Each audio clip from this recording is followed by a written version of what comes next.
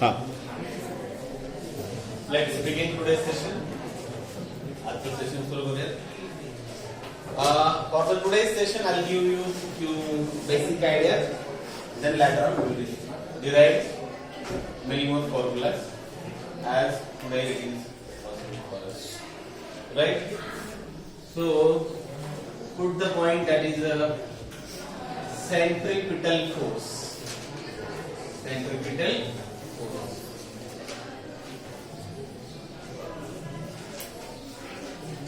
आता centripetal force काय ते सांगतो. ऍक्च्युअली हे सर्क्युलर मोशन मध्येच घ्यायला पाहिजे. लिमिट त्याला डिटेल मध्ये आपण पुढच्या वर्षी घेणार आहोतच. ठीक आहे. पण हा सेंट्रिपिटल फोर्स पुढच्या टॉपिक साठी गरजेचा आहे म्हणून मी तो घेतो. ठीक आहे. जर समजा एखादी ऑब्जेक्ट आहे, एखादी ऑब्जेक्ट जर समजा एखाद्या फिक्स पॉइंट होती, एखाद्या फिक्स पॉइंट होती अशी सर्क्युलर मोशन डिस्क्राइब करते, डिराइव्ह करते. असं जर असेल तर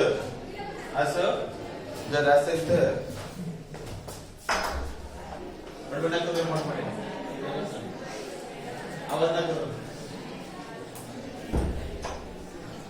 हाँ, I was talking about centripetal force. Object जर समजा असेल, the force which is responsible for the object to keep in the circular path, that force is called as a centripetal force. Centripetal force is always acts along the radius towards the center. Something is like that. We can like forces always acts along the radius towards the center. But the force will be much massive. Force will be is equal to, we already aware of that. That will be is equal to mass into acceleration. Mass into acceleration is called as a, we can say that, force. But centripetal force we are talking about, so centripetal force will be is equal to mass into centripetal acceleration. कालच मी तुम्हाला centripetal acceleration ची value म्हणजे AR किंवा ACF centrifugal centripetal value same आहे, that is equal to R omega square. It is equal to centripetal acceleration, त्याला radial acceleration पण म्हणतात. सेंट्रिपिटल सेंट्रिफ्युगल ची व्हॅल्यू सगळ्यांची काय असणार आहे, सेम असणार. फक्त डायरेक्शन तिथे व्हॅल्यू तिथे काय होतं, फक्त डायरेक्शन कशी व्हॅल्यू, सेंट्रिफ्युगल बाहेर, सेंट्रिपिटल टुवर्ड द सेंटर आणि centrifugal away from the centre. अशा पद्धतीचा फक्त डिफरन्स, बाकी काही नाही. आणि त्या सेंट्रिपिटलला रेडियल पण म्हणतात, कारण हा अलॉंग द रेडियस म्हणून रेडियल म्हणतात. म्हणजे नाव सेम आहे सगळ्यांचे. ठीक आहे. मग आता ही व्हॅल्यू इथे प्लेस केली, the centripetal force will be is equal to mass m, and instead of centripetal acceleration I am going to place mr omega square. So this is a formula for, we can say that, centripetal force, right? मग आता centripetal force चा आपल्याला पुढे एक velocity काय म्हणतात आपण चा एक काय म्हणतात फॉर्म्युला डिराइव्ह करण्यासाठी यूज होईल. पण ते थोड्या वेळाने बघूया. सगळ्यात पहिले डेफिनेशन लिहा. What exactly do we mean by centripetal force? It is a force which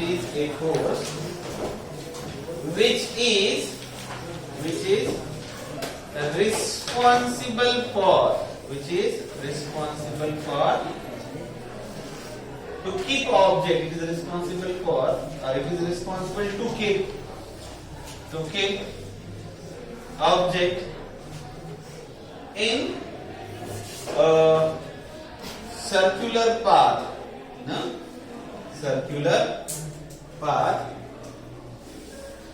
is called as centripetal force.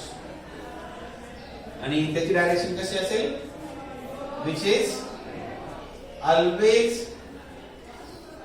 directed from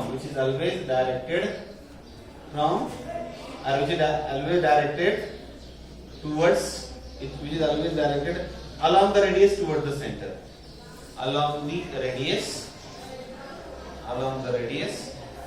towards the center,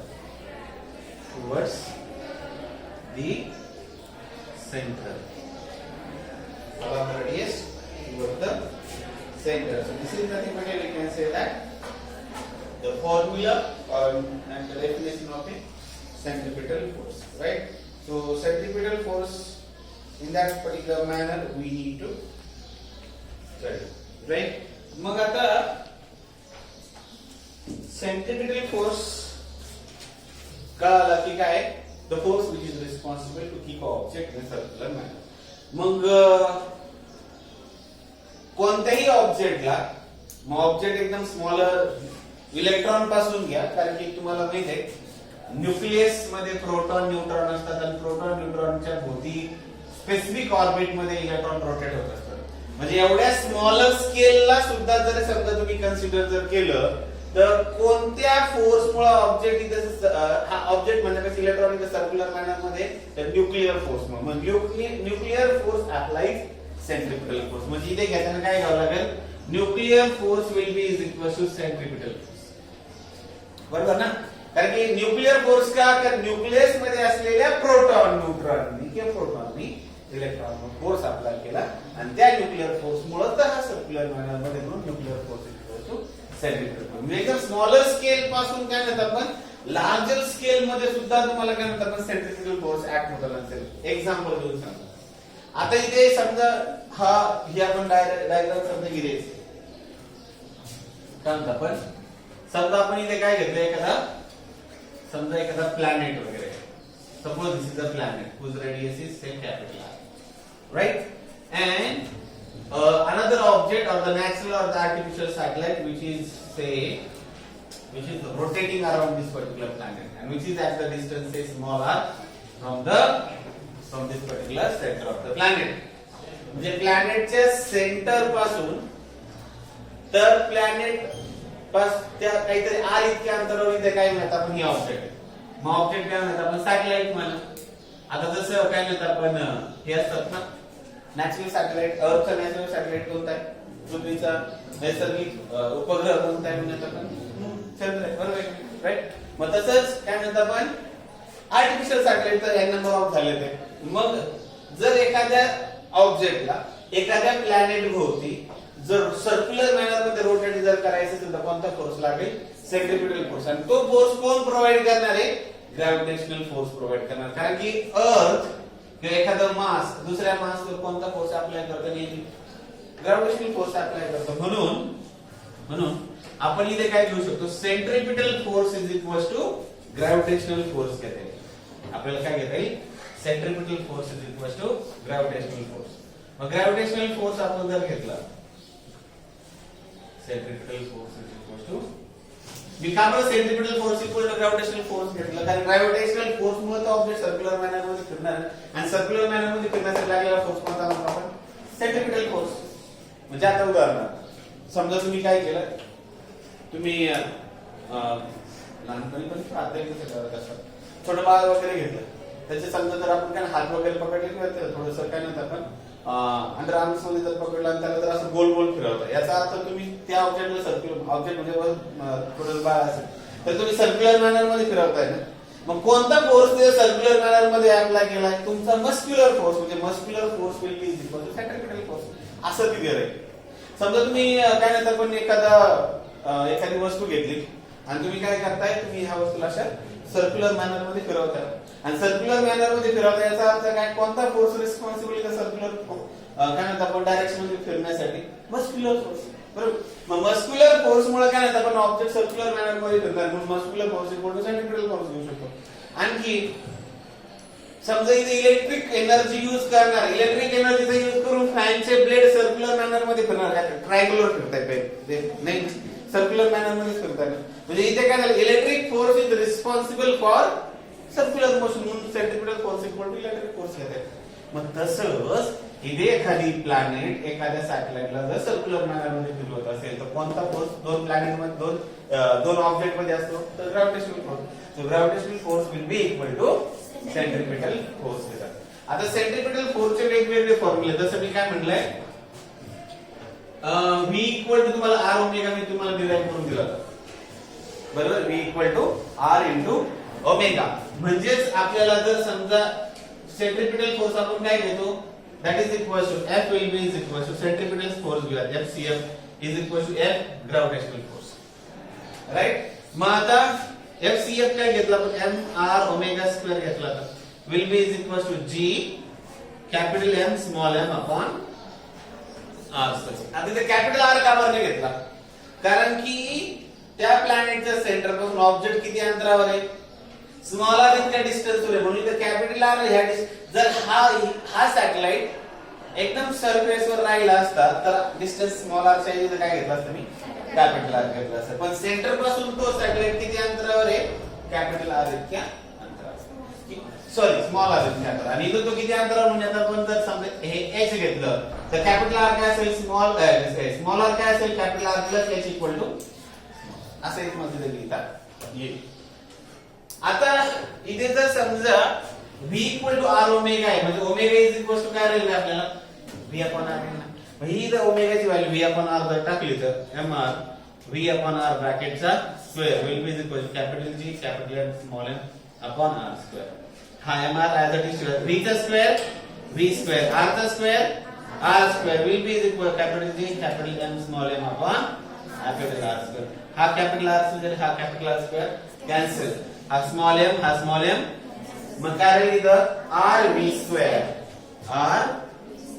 square will be is equals to capital Gm right. मग आता जर r इकडे जर आणलं तर v square equal to Gm upon r. मग आता v चा अर्थ दोन्ही साइडला स्क्वेअर रूट घेतलं तर काय होईल? v स्क्वेअर चा स्क्वेअर रूट v आणि याचा स्क्वेअर रूट घेतलं तर काय येईल आपल्याला? Gm upon r. So what this velocity is? This is a velocity which is required to move a object in a circular manner around the planet and that velocity is called as a critical velocity. याला काय म्हणतात? critical velocity म्हणतात किंवा याला orbital velocity सुद्धा नाव आहे. याला orbital velocity सुद्धा नाव आहे. राईट. मग orbital velocity काय आहे? It is a velocity which is required to move a object around the planet in a circular manner or circular orbit, then that kind of velocity is called as a orbital velocity. आता पुढची definition तुम्ही टाकाल. काय definition टाकलं? that is equal to orbital or centripetal critical velocity. orbital or critical velocity टाका. चला हा point टाका. orbital or critical velocity. orbital or critical velocity. Now what is the definition of the orbital velocity? ते सांगतो मी आता. Already सांगून झाले 2-3 वेळेस पुन्हा एकदा सांगतो. नेक्स्ट त्याच्यानंतर डेफिनेशन. आता बघा the velocity it is a velocity. It is velocity required. It is a velocity required to move any object around planet in a circular orbit. Such a velocity is called critical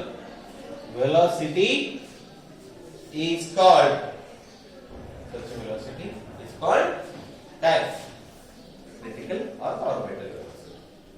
It is called critical or orbital velocity. कळालंय? Clear झालंय? Right?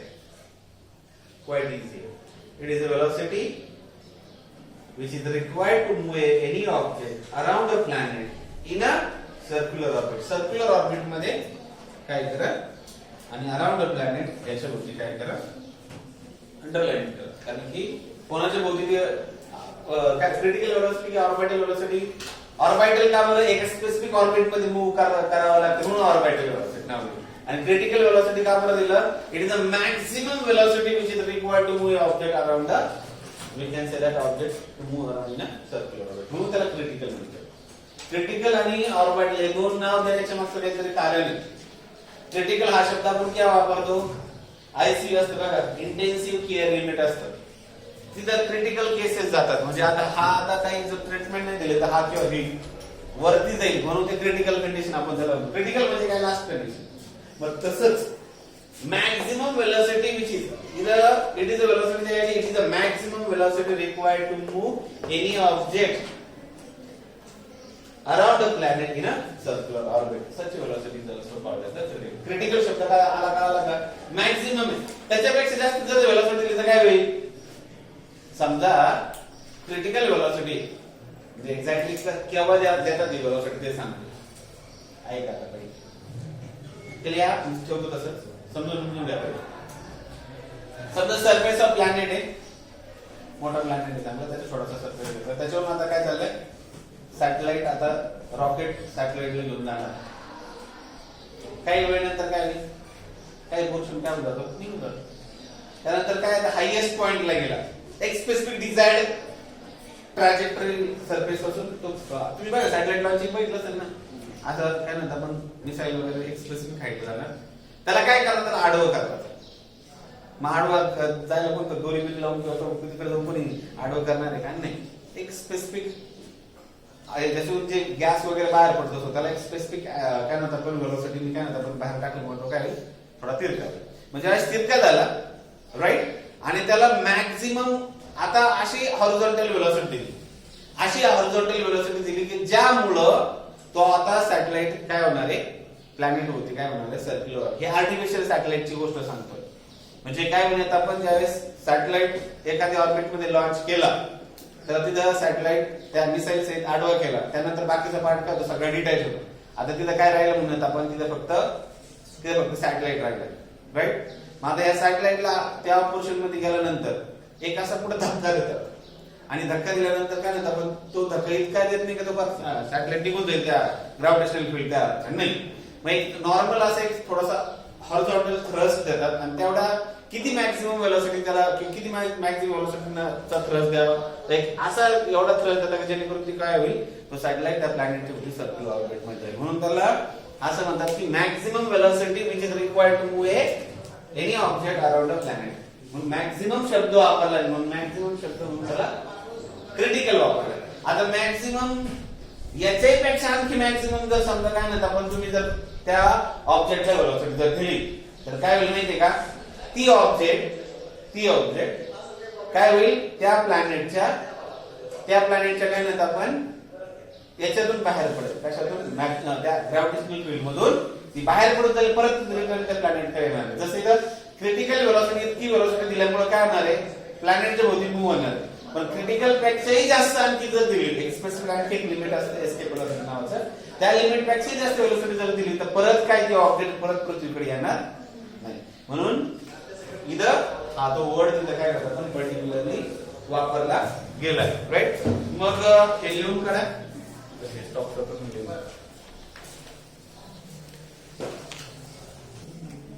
चल ऐका आपण critical व्हेलॉसिटीचा formula derive केला that is vc is equal to square root of gm upon small. इथे मग आपल्याला आणखी काय माहितीये? जी किंवा जीएस घ्या सेम. जिथे काहीच काय नाही आपण सफिक्स अप्लाय केलं याचा अर्थ तुम्ही कोणता एक्सेलरेशन ड्यू टू ग्रॅव्हिटी घेताय ऍट द सरफेस. ठीक आहे.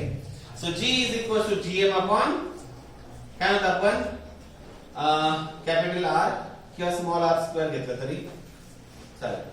gm अपॉन स्मॉल r त्या r इतक्या पॉइंटला r इतक्या हाईटला. मग r इतक्या हाईटला जर घ्यायचं असेल तर g यावेळेस gh घ्यावं राईट.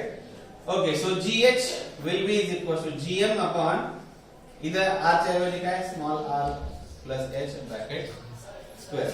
तर तिकडून जातो. मग आता GH will be is equal to त्या साइडला.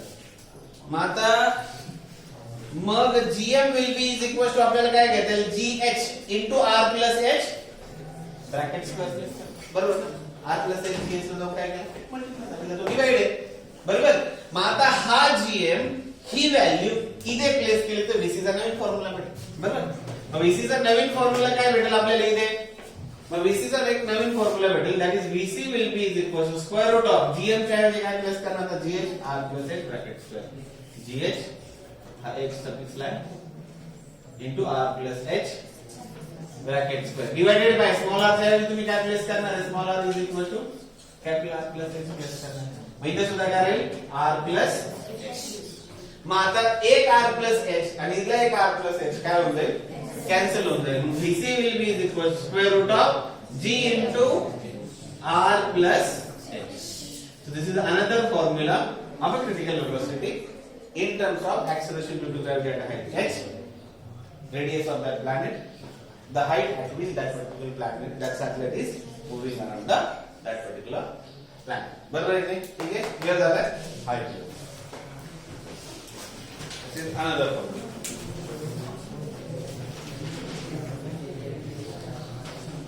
So what is the next point we can say?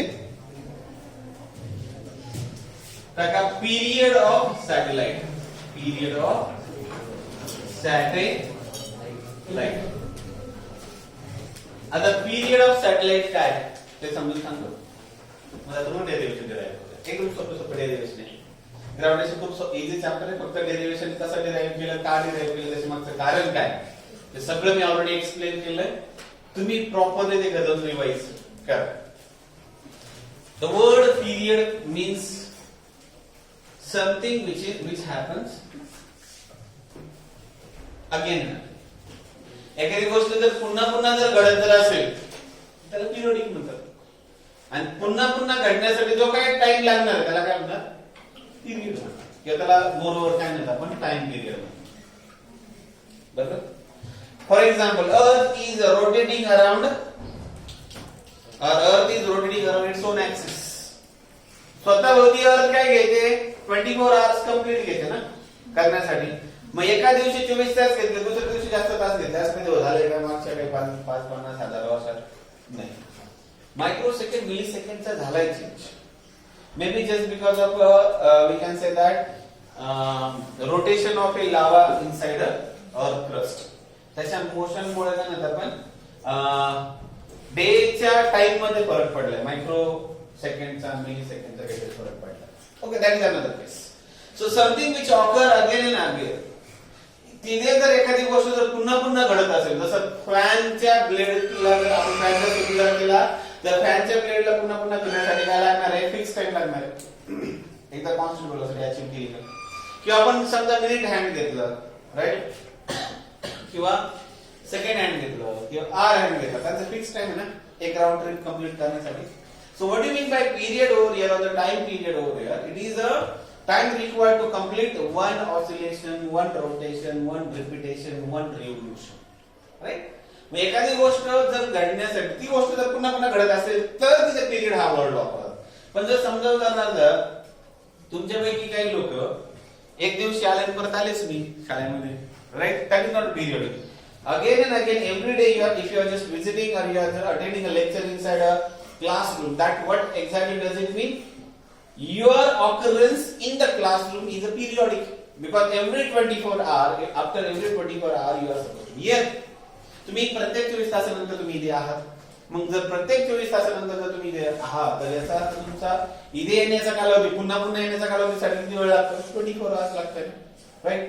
म्हणजे समजा जर इथून जर 2 वाजता तुम्ही इथून निघाले किंवा इथे जर समजा सकाळी तुम्ही 9 वाजता येत असेल किंवा 10 वाजता येत असाल, 9 वाजता येत असाल असं म्हणणार, दुसऱ्या दिवशी तुम्ही 9 वाजता येणार, रात्रीच्या का सकाळच्या, कारण आपलं काय म्हणतात आपण डे स्कूल आहे, नाईट स्कूल असतं मग आहे. असं नाईट स्कूल पण असतात ना, जे मुलं काय म्हणतात आपण काम वगैरे करून काय म्हणतात आपण शिक्षण वगैरे घ्यायचं त्यांच्यासाठी नाईट स्कूल ही संकल्पना आहे. नाशिकमध्ये पण भरपूर ठिकाणी नाईट स्कूल चालतात, right? Okay, leave it. That is not a matter. So we are talking about something which happens again and again. एखादी गोष्ट पुन्हा पुन्हा घडत असेल आणि त्या पुन्हा पुन्हा घडण्याला जर फिक्स टाइम लागत असेल तर त्या फिक्स टाइमला काय म्हणायचं, टाइम पिरियड किंवा पिरियड. मग तसंच आहे कोणाचं, समजा एखादा प्लॅनेट आहे, राईट, हा प्लॅनेट आहे, जर समजा त्या प्लॅनेटच्या सेंटर पासून काहीतरी अंतरावर एखादी ऑब्जेक्ट त्या प्लॅनेटच्या भोवती काय म्हणतात आपण पुन्हा पुन्हा काय होते, पुन्हा एक स्पेसिफिक पाथ मध्ये, मग तो सर्क्युलर असेल, इलेक्ट्रिकल असेल, कसंही असेल, पण त्या पुन्हा जर तेच जर रिपिटेशन तेच तो जर मार्ग जर तिथे काय होत असेल, रिपीट जर करत असेल तर त्या टाईपच्या काय म्हणतात आपण त्या एका राऊंड ट्रिपला लागलेला वेळ काय म्हणायचा, पिरियड ऑफ सॅटेलाइट. पिरियड का बरं म्हणलंय, कारण की आता सॅटेलाइट एक चक्कर मारल्यानंतर पण थांबतो का नाही, it again rotating, it again revolving around that particular planet. मग अगेन अगेन रिव्होल्युशन जर पुन्हा पुन्हा जर घडत जर असेल तर अशा कंडिशन मध्ये मला एक गोष्ट तुम्हाला सांगूशी वाटते की what exactly period is it is time required. हा कशा हे काय आहे, हे टाइम कशासाठी लागला, time required to complete one round trip around a object or around a planet is called काय म्हणतात त्याला, पिरियड ऑफ सॅटेलाइट. त्याला काय म्हणायचं, पिरियड ऑफ सॅटेलाइट. मग आता जर समजा एखाद्या गोष्टीला सॅटेलाइटला प्लॅनेटचे होत एक राऊंड कंप्लीट करण्यासाठी लागलेला वेळ म्हणजेच काय म्हणायचं, पिरियड ऑफ सॅटेलाइट. मग आता सर्क्युलर ऑर्बिट मध्ये जर समजा सॅटेलाइट जर मूव्ह होत असेल तर त्याची व्हेलॉसिटी कोणती घ्यावी लागेल, क्रिटिकल व्हेलॉसिटी. आणि व्हेलॉसिटी इज इक्वल टू आपण काय घेतो, डिस्प्लेसमेंट किंवा डिस्टन्स डिवाइडेड बाय टाइम घेतो. इथं डिस्प्लेसमेंट घ्यायला पाहिजे मग आपण डिस्टन्स घ्यायचं, मॅग्निट्यूड घ्यायचं. मग एक राऊंड ट्रिप समजा इथून इथपर्यंत अंतर जर असेल तर ह्या इथून तर इथपर्यंत ह्या अंतराला काय म्हणतात, सर्कम्फरन्स. आणि सर्कम्फरन्सचा फॉर्म्युला काय असतो, 2πr. म्हणून इथं डिस्टन्स एका राऊंड ट्रिप मध्ये किती कव्हर झालं, 2πr. आणि एक ट्रिप साठी, एक राऊंड ट्रिप साठी लागलेला वेळ त्याला काय म्हणले आपण, पिरियड म्हणतो. पिरियडला डिनोट करतो आपण लेटर कॅपिटल पी. म्हणजे टाइम किती लागला, एक राऊंड ट्रिप साठी लागलेला वेळ म्हणजे किती लागला, पिरियड इतका वेळ लागला म्हणजे तिथे काय लिहिणार आपण, कॅपिटल. ठीक आहे ना, राईट. मग कॅपिटल की आपल्याला VC ची व्हॅल्यू माहिती आहे, but VC is equal to square root of काय, GM अपॉन स्मॉल r. ही व्हॅल्यू आपण इथे जर प्लेस केली तर आपल्याला काय भेटणार आहे, that is VC is equal to square root of GM upon r will be is equal to 2πr divided by capital T. 2πr divided by capital T. मग कॅपिटल T इकडे आणलं, हे सगळं चंबुक बळ तिकडे नेलं तर T will be is equal to 2πr. हा square root of GM divide होईल आणि square root of r multiplied होईल. कळतंय का कसं? आता याला थोडं सिम्प्लिफाय करून सांगू. Square root of GM upon square root of r म्हणजे काय, square root of GM. It will be is equal to काय होतं, 2πr डिवाइडेड बाय T होतं. मग हा square root of r divide आहे तो जाऊन इकडे काय होईल, म्हणून इकडे मल्टिप्लाय. आणि हा स्क्वेअर रूट ऑफ GM इथं काय न्यूमरेटरला तो इकडे जाऊन काय होईल, डिनोमिनेटर. आणि हा T इकडे आणला. ठीक आहे ना, ठीक आहे. सिम्प्लिफिकेशन कळालं कसं केलंय, कळालं. याच्यामध्ये काय अडचण आता नाही. मग इथं r⁻1 आहे आणि स्क्वेअर रूट म्हणजे काय असतं रे, समजा जर मी r इंटू रूट r त्याला सिम्प्लिफाय करतो, r⁻1 आहे आणि स्क्वेअर रूट म्हणजे काय असतं, रेस टू 1/2. बेस सेम असेल तर न्यूमरेटरची सॉरी इंडेक्सची काय होईल, ऍडिशन. बेस सेम आहे त्याच्यामध्ये मल्टिप्लिकेशन तर इंडेक्सची ऍडिशन होईल. So r⁻1 + 1/2. 1 आणि अर्धा किती झाला, दीड म्हणजे किती, 3/2. 3 चा निम्मा दीड, बरोबर आहे. म्हणजे r⁻2 इथे किती येणार आहे, 3/2. म्हणजे r⁻1 इंटू रूट r त्याची किंमत किती आली, r⁻3/2 आली. म्हणून T will be is equals to 2 into pi into r⁻3/2 divided by square root of GM. हा झाला काय म्हणतात आपण formula for a period of A satellite. पण काही लोक काय करतात, काही लोक ह्या टर्मचा दोन्ही साइडचा स्क्वेअर करतात. त्या टर्मचा काय करतात, ती टर्म पुन्हा लिहितो, T is equal to 2 into pi into r into square root of r divided by square root of GM. या दोन्ही साइडचा काय करतात, स्क्वेअर करतात. Squaring on both side, squaring on both side. मग दोन्ही साइडचा स्क्वेअर केला तर तुम्हाला काय भेटणार, t चा स्क्वेअर t स्क्वेअर, 2 चा स्क्वेअर 4, पाय चा स्क्वेअर पाय स्क्वेअर, r चा स्क्वेअर r स्क्वेअर, रूट चा स्क्वेअर फक्त रूट कॅन्सल होऊन जाईल, डिवाइडेड बाय स्क्वेअर रूट चा स्क्वेअर केला तर स्क्वेअर रूट काय होऊन जाईल, GM राहील. मग आता इथं r⁻2 इथं r⁻1 आहे, बेस सेम इंडेक्सचे ऍडिशन म्हणजे काय झालं, 2 + 1 म्हणजेच आपल्याला याच्यावरून फॉर्म्युला भेटला, t² will be is equal to 4π² into r⁻3 divided by square root च्या ऐवजी फक्त काय राहील तिथं GM. मग इथं आता 4π आणि GM काय कॉन्स्टंट जर असेल तर t² is directly proportional to काय घेतो आपण, r³ घेतो. मग केपलरचा थर्ड लॉ तेच सांगतो कि period of Satellites, square of the period of Satellites is directly proportional to cube of a radius of that particular orbit. हा त्याचा काय म्हणतात आपण केपलर थर्ड लॉ. त्याचं कसं प्रूफ आलं त्याचं हे प्रूफ राईट. ते काय पुन्हा सांगायची गरज पडणार नाही. फक्त ते स्टेटमेंट आहे तुम्हाला. क्लियर झालं. पिरियड कसा शोधला. पिरियड शोधताना आपण velocity equal to displacement divide by time किंवा डिस्टन्स डिवाइड बाय टाइम घेतलं. एक राउंड ट्रिप मध्ये किती डिस्प्लेसमेंट झाली 2πr. का 2πr कारण की सर्कम्फरन्स आहे म्हणून 2πr. आणि एक राउंड ट्रिप साठी लागलेला वेळ म्हणजे काय म्हटलं आपण पिरियड म्हणून 2πr divided by capital T equal to vc. But vc ची किंमत आपल्याला माहिती असते. आणि जर vc का बरं घेतलं वेलोसिटी घेताना vc का बरं घेतलं कारण की इथे सॅटेलाइटला कोणत्या पाथ मध्ये मूव्ह करायचंय सर्क्युलर पाथ मध्ये मूव्ह करायचं. आणि एखाद्या ऑब्जेक्टला किंवा एखाद्या सॅटेलाइटला सर्क्युलर पाथ मध्ये मूव्ह करण्यासाठी लागलेली वेलोसिटीला आपण काय म्हणतो क्रिटिकल वेलोसिटी म्हणतो. म्हणून vc घेतलेली आपण.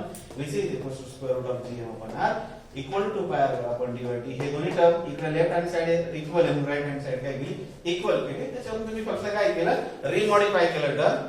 इथं रिमॉडिफाय केलं तर t इकडे आणला square root of g upon r तिकडे नेलं ते रिमॉडिफाय केलं तुम्हाला हा फॉर्म्युला. त्याच टर्मचा ह्या टर्मला जर स्क्वेअर केलं ह्या टर्मला जर स्क्वेअर केलं तुम्हाला काय भेटणार आहे राइट.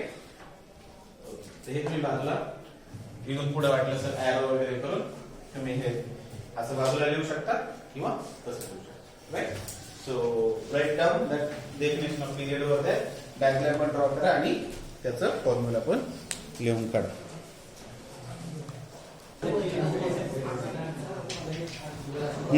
ऐका रे पोटेन्शियल एनर्जी खूप इम्पॉर्टंट पॉइंट आहे.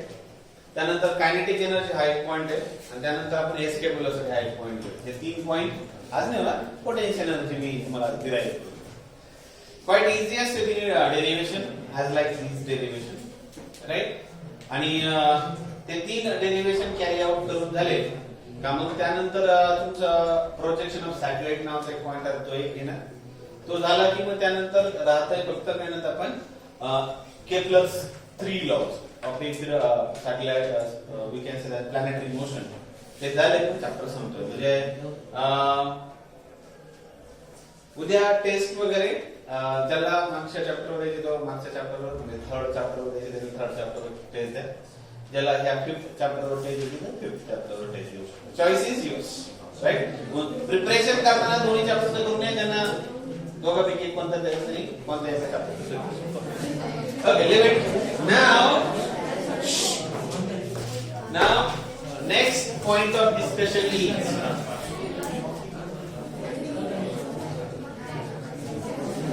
नेक्स्ट पॉइंट काय आहे दॅट इज